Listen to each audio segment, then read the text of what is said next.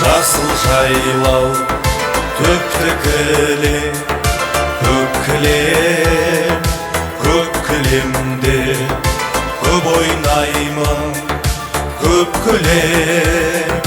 Маңдайымнан сипап өткен самалды, қазағымның алақаны деп білем.